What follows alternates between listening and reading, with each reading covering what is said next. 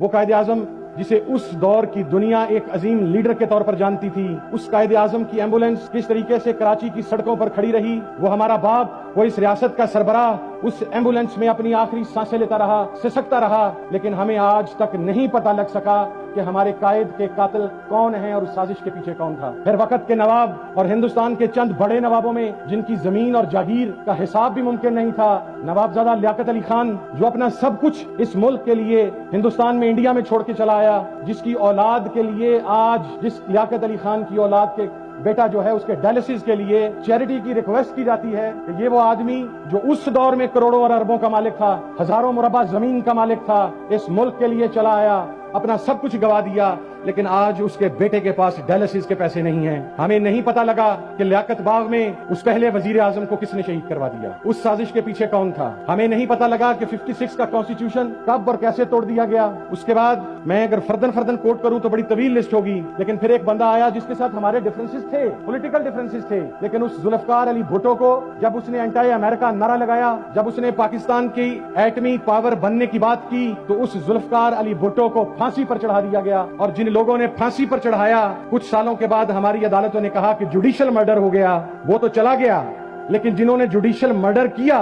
وہ تو اس کے بعد بھی 20 سال زندہ رہے۔ آپ نے ان جوڈیشل مرڈرز کے ساتھ کیا سلوک کیا؟ آپ نے ان سے حساب مانگا؟ کوئی حساب نہیں مانگا گیا۔ پھر 80s کا ایرا سٹارٹ ہوتا ہے، پاکستان میں پہلی مرتبہ سیکٹیرین وائلنس پروموٹ کیا جاتا ہے، دہشت گردی کو پروموٹ کیا جاتا ہے، تکفیریت کو پروموٹ کیا جاتا ہے۔ لوگ سمجھتے ہیں کہ یہاں پر چار مسالک ایک دوسرے کے خون کے پیاسے ہیں۔ میں یہ کہتا ہوں کہ یہ 80s سے پہلے ایک دوسرے کے خون کے پیاسے کیوں نہیں تھے؟ تو یہ ایک سازش تھی کہ پاکستان کے اندر سیکٹیرین وائلنس کو پروموٹ کیا جانا ہے۔ پاکستان میں اس سیکٹیرین وائلنس کو پروموٹ کیا گیا، اور پھر اس کے بعد یکے بعد دیگرے حکومتیں بدلتی رہیں، قتل عام چلتا رہا۔ کبھی تو ہزارہ کمیونٹی کا قتل عام ہوا، کبھی ثانیہ نشتر پارک کے اندر قتل عام ہوا، کبھی پارا چنار کے اندر قتل عام ہوا، کبھی لاہور کے اندر قتل عام ہوا، کبھی اہل سنت کے مزارات پر قتل عام ہوا، کبھی امام بارگاہوں کے اوپر قتل عام ہوا۔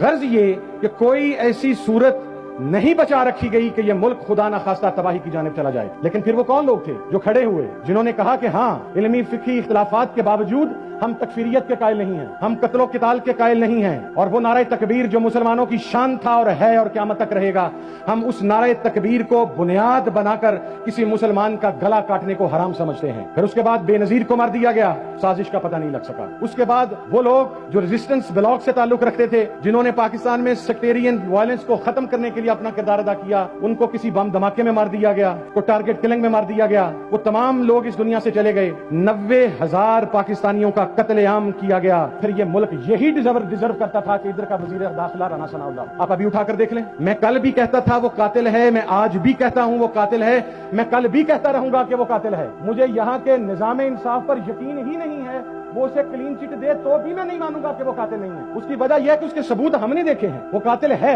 اچھا، جب وہ قاتل ہے تو اب کیا ہوا؟ اب دیکھ لیں، تکفیری ٹولہ اس کے ساتھ، دہشت گرد ٹولہ اس کے ساتھ، ملیٹنٹس اس کے ساتھ، سوسائڈ بامبرز اس کے ساتھ، اور پھر یہ بیٹھ کر اس ملک کے اندر امن کی بادشاہ سناتا ہے۔ میں یہ کہتا ہوں یا تو عدالتیں اسے سزا دیں، وگرنہ اس وقت سے ڈریں جب ماڈل ٹاؤن کے شہداء کے بچوں کا ہاتھ ہمارے ہاتھ کے ذریعے، میں اس چیز کا قائل نہیں ہوں کہ میں بچوں کو ہمارے ہاتھ کے ذریعے ثناء اللہ کے گریبان تک پہنچے گا، وقت دور نہیں ہے، پہنچے گا۔ اس کی وجہ یہ ہے کہ اس ملک کو برباد کر دیا گیا، اس ملک کے اندر سازش ہوئی، اور پھر وہ ایک کہتے ہیں آپ امریکہ کی بات نہ کریں، ہمارے تعلقات خراب ہو جائیں گے۔ مجھے امریکہ میں وہ بحری بیڑا دیکھنے کا اتفاق ہوا جس کے اوپر ایک بڑی وسیع سی چٹ لگی ہوئی ہے کہ یہ 1971 میں پاکستان کو 2 لخت ہونے سے بچانے کے لیے امریکہ سے روانہ ہوا تھا، اور پھر میرا خیال ہے کہ برمودا ٹرائنگل میں کسی جگہ پر پھنس گیا، پاکستان 2 لخت ہو گیا، وہ برمودا ٹرائنگل سے برآمد ہوا اور دوبارہ جا کے امریکہ میں کھڑا ہو گیا، اور ہسٹری کے اندر وہ ایک ایگزامپل پڑی ہے کہ یہ پاکستان کو بچانے کے لیے گیا تھا۔ امریکہ پاکستان کو نہیں بچائے گا، وہ نہیں